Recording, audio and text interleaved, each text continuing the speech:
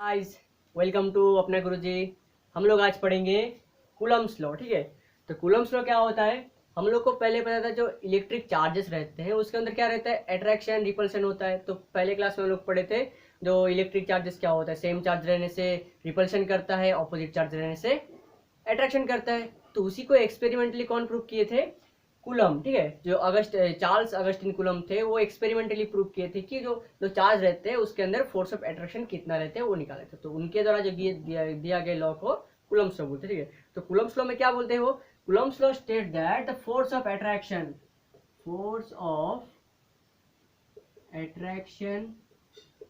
और repulsion depend करता है किसके ऊपर? The magnitude of charge. तो लोग बोलते हैं the Coulomb's law state that the force of attraction और repulsion between 2 point charges are directly proportional to the product of their magnitude of charge and inversely proportional to their square of the distance। ठीक है, तो वो क्या बोले थे? Spare charge लेके prove किए थे। ठीक है, तो मान लो ये एक तो पॉइंट चार्ज हुआ, ये एक तो पॉइंट चार्ज हुआ, ये है Q1 और एक तो Q2 है। तो इसका अंदर डिस्टेंस जो है क्या है? R डिस्टेंस है। तो बोले थे Q1 एंड Q2 जो चार्जेस हुए तो उसका अंदर फोर्स ऑफ अट्रैक्शन और रिपल्शन कितना होगा? जो फोर्स रहेगा वो directly proportional to Q1 and Q2। ठीक है, उनका जो प्रोडक्ट है, तो मैग्नीट्यूड ऑफ चार्जेस का जो प्रोडक्ट आएगा उसके ऊपर डायरेक्टली प्रोपोर्शनल रहेगा। मतलब अगर मैग्नीट्यूड ऑफ चार्जेस बढ़ रहे हैं तो फोर्स बढ़ेगा और मैग्नीट्यूड चार्ज घट रहे हैं तो फोर्स भी घटेगा। मतलब तुम जितना बड़े चार्जेस लोगे उतना ही ज्यादा फोर्स ऑफ अट्रैक्शन और रिपल्शन मिलेगा। तुम सेम चार्जेस ले रहे तो रिपल्शन मिलेगा, ऑपोजिट चार्जेस ले रहे तो अट्रैक्शन मिलेगा। तो डिपेंड करता है मैग्नीट्यूड ऑफ चार्जेस पर। और एक तो किस पर डिपेंड करता है? F inversely proportional to 1/r²। Inversely मतलब क्या? अगर डिस्टेंस बढ़ते जाएगा तो फोर्स घटते जाएगा। ठीक है, मतलब एक तो पॉइंट इधर है, एक तो पॉइंट इधर, तो इसका अंदर डिस्टेंस जितना कम रहेगा तो फोर्स का अट्रैक्शन और रिपल्शन ज्यादा होगा कि नहीं? और डिस्टेंस जितना बढ़ते बढ़ते जाएगा उसके अंदर क्या होगा? फोर्स ऑफ अट्रैक्शन और रिपल्शन जो रहता है वो बढ़ते बढ़ते इसका घटते घटते जाएगा। ठीक है, तो वही इन दोनों को उनको मिला के क्या कर दिए वो? F equals to proportional to कर दिए Q1 Q2/r²। तो ये उनका द्वारा दिए गए लॉ है, इसे बोलते हैं कूलम्स लॉ। तो इसको हम लोग प्रोपोर्शनलिटी कांस्टेंट अगर प्रोपोर्शनलिटी हटा देंगे तो इसको लिख सकते हैं हम लोग F equals to K Q1 Q2/r²। तो यहाँ जो K है, ये K क्या है? Proportionality constant.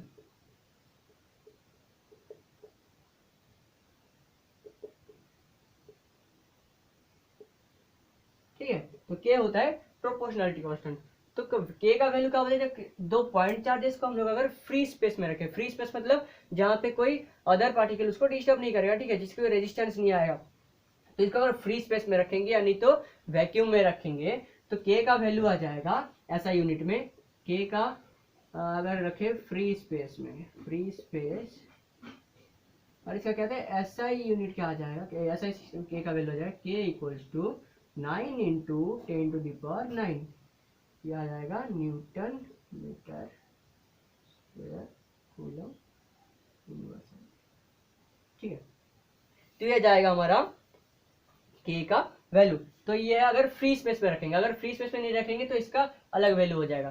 तो K का इसका जो वैल्यू रहता है फ्री स्पेस में, इसको हम ऐसे भी लिख सकते हैं 1/4πε0 equals to 9 into 10⁹ newton metre square coulomb. तो यहाँ पर जो एप्सिलॉन नॉट है ये रहता है, इसे बोलते हैं परमिटिविटी। क्या बोलते हैं? Permittivity of free space. तो हम लोग आगे पढ़ने वाले हैं परमिटिविटी क्या होता है, नेक्स्ट आएगा परमिटिविटी क्या होता है। तो इतना तक क्लियर है ना?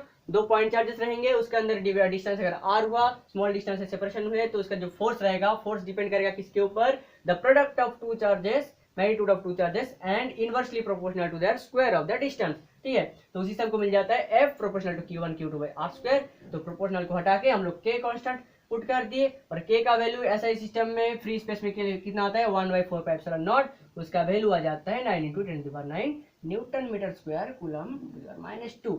और जो एप्सिलॉन नॉट है ये होता है परमिटिविटी ऑफ फ्री स्पेस। ठीक है, और दूसरे मीडियम के लिए हम परमिटिविटी एप्सिलॉन लेते हैं। ठीक है, ये होता है परमिटिविटी। तो इसका हम नेक्स्ट पढ़ेंगे परमिटिविटी क्या होता है। उसके बाद हमारा आ जाएगा Coulomb's law in vector form, ठीक है। ये कूलम्स लॉ का हम लोग क्या पढ़ेंगे, वेक्टर फॉर्म में पढ़ेंगे।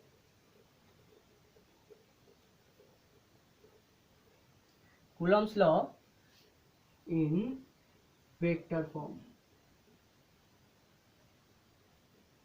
तो वेक्टर फॉर्म में क्या होता है, इसका जब हम डायरेक्शन डिनोट करेंगे, ठीक है। मान लो यहाँ पे तो पॉइंट चार्ज है प्लस Q1, यहाँ पे और एक पॉइंट चार्ज है प्लस Q2, ठीक है। तो इसका अंदर एक डिस्टेंस है, ये इनका अंदर डिस्टेंस हुआ। तो ये जो Q1 है फोर्स, इसका एक तो आएगा F1 ड्यू टू 2, यहाँ पे आ जाएगा F2 ड्यू टू 1। तो यहाँ पे क्या दो चार्जेस है, सेम चार्ज हुए, तो क्या करेंगे ये लोग रिपल्शन करेंगे। तो इसका इसके ऊपर एक तो फोर्स रहेगा F12 और इसका रहेगा F21। तो F12 क्या होता है, F12 force on charge Q1 due to Q2। और क्या रहता है, फोर्स 21 आता है, force on charge Q2 due to Q1, ठीक है। और इसके अंदर जो डिस्टेंस रहेगा आर वेक्टर कैसे रहेंगे, आर इधर, आर का डायरेक्शन हो जाएगा इधर, ये आ जाएगा R21 आ जाएगा, ठीक है। और इधर आ जाएगा R12। क्या होता है, फोर्स का जो डायरेक्शन रहता है, इसका डायरेक्शन इधर रहेगा कि नहीं, ये 2 का ऊपर फोर्स दे रहा है, ये 1 के ऊपर फोर्स दे रहा है, तो इसका डायरेक्शन उल्टा रहेगा, ठीक है। उसके बाद क्या करेंगे, हम उसका फोर्स निकालेंगे। देखते हैं फोर्स कितना है, फोर्स 1 ड्यू टू 2 कितना आ जाएगा 1, अगर फिर फ्री स्पेस में बॉडी तो 1/4 pi epsilon naught Q1 Q2 by R square, आ जाएगा R वेक्टर 2 ड्यू टू 1, ठीक है। इसका और 1 2 के लिए आ जाएगा ये। और अगर हम लोग लेंगे F21 वेक्टर, इधर वेक्टर डायरेक्शन देते हैं, तो इसका आ जाएगा 1/4 pi epsilon naught Q1 Q2 by R square R due to 1 2। तो ये आ जाएगा वेक्टर फॉर्म में, ठीक है। तो यहाँ पे क्या होता है, जो F12 होता है ये होता है negative of F vector 21, opposite रहता है। देखो ये फोर्स 1 ड्यू टू इस डायरेक्शन में आ रहा है, तो ये F2 ड्यू टू 1 आ रहा है ऑपोजिट डायरेक्शन में। तो ये क्या करता है, न्यूटन्स का थर्ड लॉ भी करता है। कौन सा, Coulombian force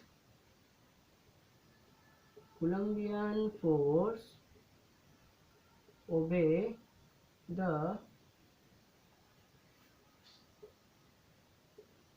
Newton's third law of motion. तो न्यूटन का थर्ड लॉ ऑफ मोशन क्या होता है, every force has it an equal and opposite force, ठीक है। कोई भी हम लोग फोर्स दे रहे हैं तो उसका सेम मैग्नीट्यूड और ऑपोजिट फोर्स रहेगा। तो वही F12 इस डायरेक्शन में आ रहा है, F21 उस डायरेक्शन में आ रहा है, तो ये क्या हो रहा है, सिंपली ऑपोजिट हो रहेगी, नेगेटिव साइन आ रहा है। तो ये न्यूटन्स का थर्ड लॉ भी करता है, ठीक है। ये आता है Coulomb's law in vector form में, ठीक है। इसके बाद हम लोग देखेंगे परमिटिविटी क्या है। पहले बताया था परमिटिविटी उस टर्म में आया था, यहाँ पे जो आया था ये, यहाँ पे हम लोग का आया था एप्सिलॉन नॉट, ये जो परमिटिविटी बोले थे, तो उसी को हम लोग देखेंगे परमिटिविटी क्या होता है, ठीक है।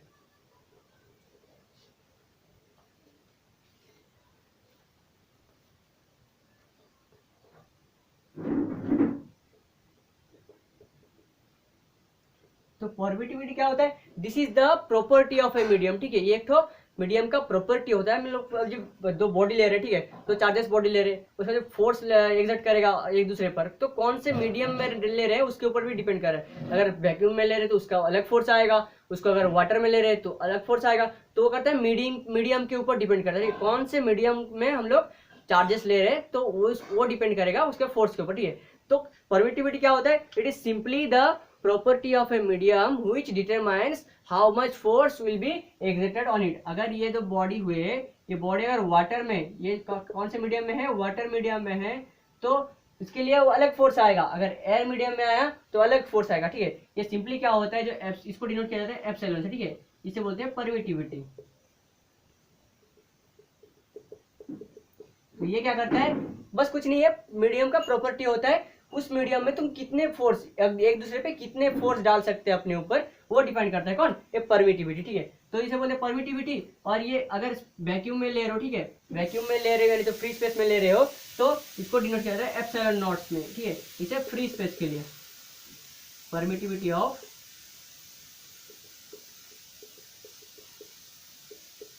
Free space.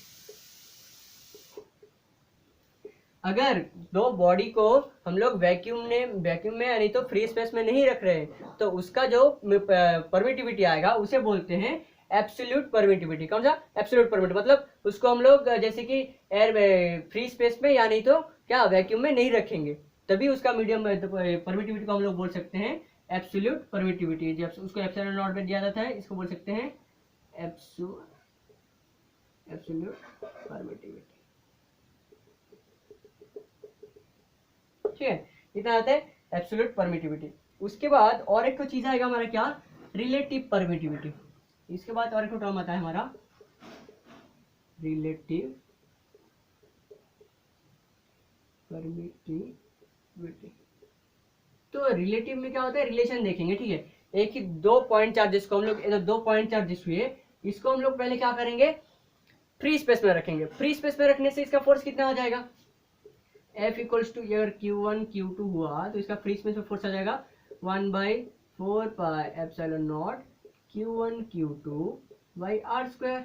इसके अंदर डी अगर आर हुआ तो आर स्क्वायर। ये किसमें, फ्री स्पेस में, यानी तो वैक्यूम में लिख सकते हैं, वैक्यूम में।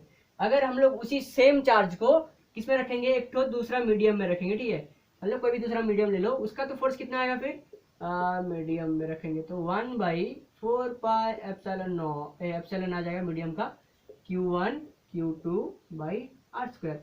तो रिलेटिव परमिटिविटी क्या होता है, फ्री स्पेस में परमिटिविटी कितना होता है और मीडियम में परमिटिविटी कितना, उसके अंदर जो रिलेशन है, उसका जो रेशियो निकालेंगे वो आता है रिलेटिव परमिटिविटी।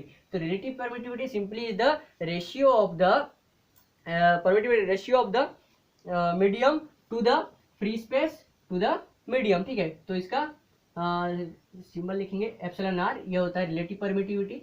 तो ये आ जाएगा हमारा कितना, एप्सिलॉन बाय एप्सिलॉन नॉट।